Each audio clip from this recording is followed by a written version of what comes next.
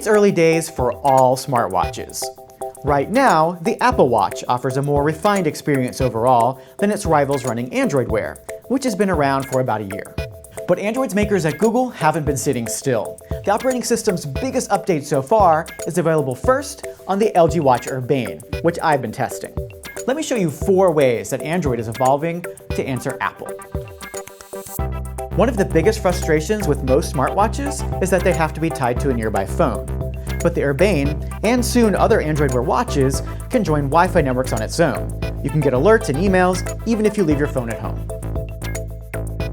You can already answer text messages through dictation.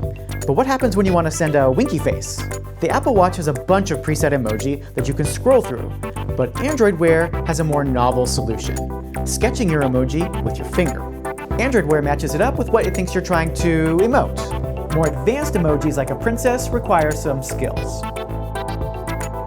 There's not a lot of ways to operate this thing other than voice commands, or swiping on the screen with your finger. But here's one new one. Android Wear now lets you cycle through the stream of cards on your home screen by flicking your wrist. It doesn't feel particularly natural, so I'm not sure if this one's going to catch on. If Android Wear watches want to compete, the hardware is going to need a few more buttons. The Apple Watch has 2, plus a screen that senses different kinds of touches. Apps weren't originally at the center of Android Wear watches, but they're starting to play a bigger role. On the Urbane, you can pull them up by tapping and holding the side button.